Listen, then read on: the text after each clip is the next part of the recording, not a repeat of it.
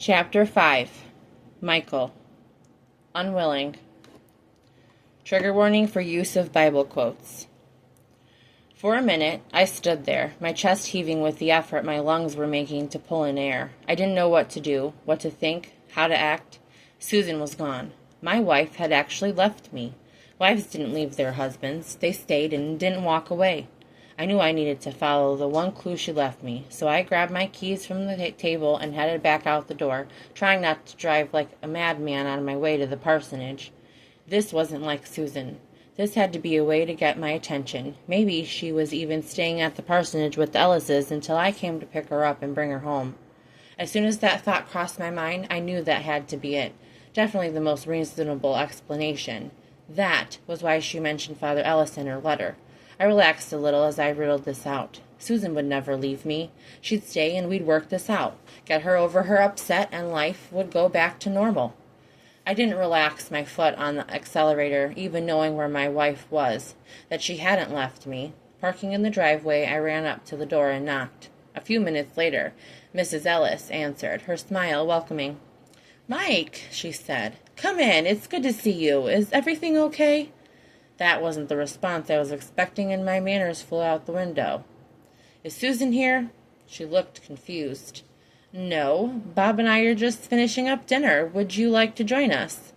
"Susan's not here?" I could feel that sinking feeling inside again. "I'll handle this, dear," said a voice from behind us. "You go finish your dinner. I just finished mine."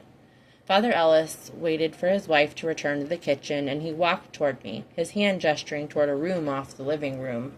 "Let's go talk in my study, Mike." Once in there with the door closed, I started in. "Is Susan here or not?" Shaking his head, he indicated the two chairs that were off to the side of his study, a low round table between them. I didn't want to sit, but I also didn't want to pace in front of him and show how agitated I was. Fear like I'd never felt, even when I was in the army and on the front line, was filling me with its poison. "I take it you read the letter from Susan?" he asked me. "Yes, and I thought she mentioned you to point me here so I could find her." "No, she told me, not under the seal, that she mentioned me in her letter to you. That way you know that someone knew where she was in case you wanted to send her any legal correspondences." He was talking about me divorcing my wife. She'd mentioned the same thing in her letter. I felt as if the world had gone mad, and I stood up, too restless to sit. "I don't want a divorce. I don't know where she got that idea." "Don't you?" he said mildly. I turned on him. "No, I don't. What has she told you?" "I had a brief conversation with her before we talked under the seal. She told me she found out very recently that you've been lying to her about working late for the last 7 months, and that you've been with another woman." "Not like that. I wasn't with Linda like that. Susan's made this out to be something it's not. I've just been helping her as a friend who lost her husband right before he was supposed to come home from Korea." "So Susan misunderstood? You hadn't lied about where you've been spending your evenings and weekends?" No. I had been lying about where I'd been.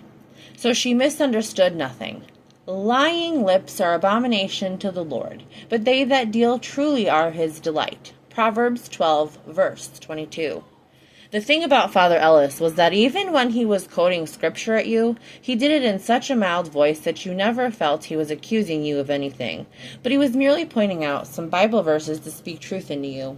I didn't think it was a good sign that he was quoting scripture to me this early in the conversation. "Susan thinks. She thinks more happened, but it didn't. I promise you that, Father."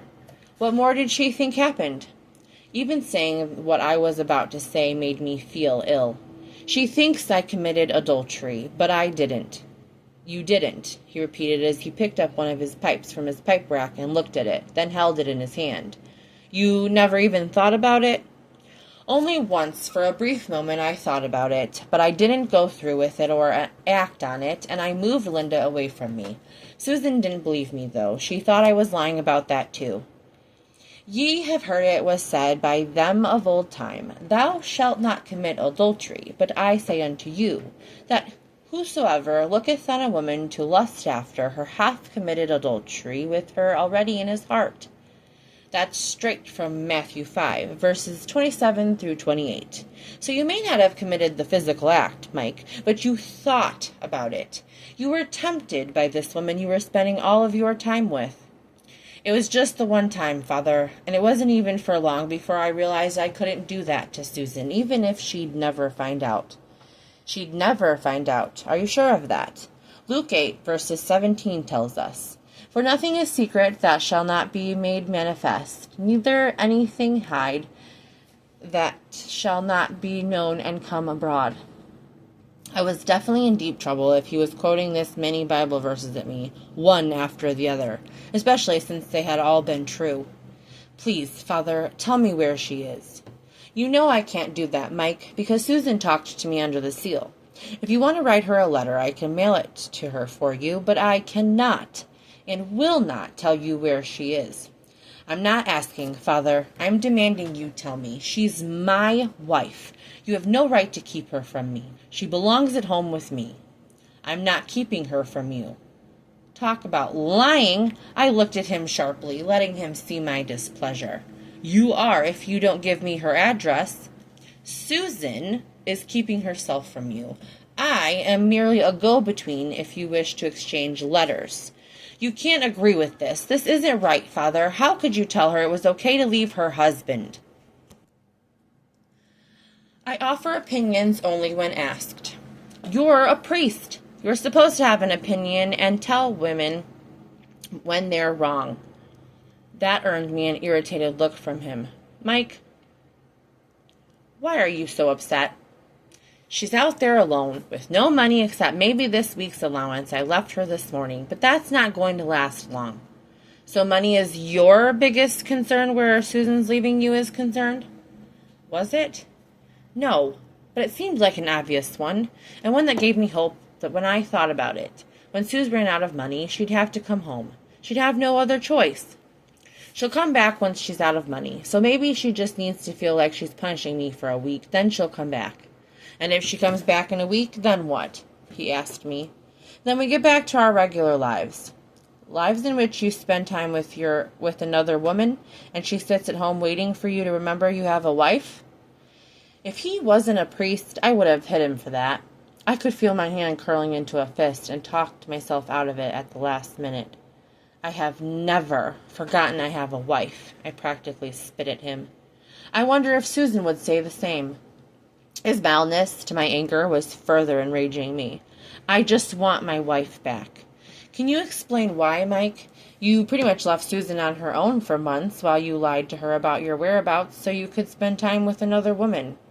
I wasn't spending time with another woman. I was helping her out with her house. That's all there was to it. Nothing more was going on. Leaning forward, Father put his elbows on his knees. Then why did you miss so many dinners at your own house with your own wife? Why did you lie about where you were? Linda asked me not to tell Susan because she was embarrassed about needing all the help she did, and she made dinner for me as a thank you for my help. She made me feel bad because she said it was nice to eat with someone since she'd been so lonely since her husband's death. Father Ellis didn't say a word, but he had lifted his head to look at me. What? I asked, a bit belligerently. Are you asking my opinion? Sure. Give me your opinion, Father. Mike, do you hear yourself when you talk about this situation? Every single thing you've said is about another woman's feelings over your wife's. Every meal you had with this woman meant your wife was sitting at home eating alone. Every hour you spent helping Linda was time away from your wife.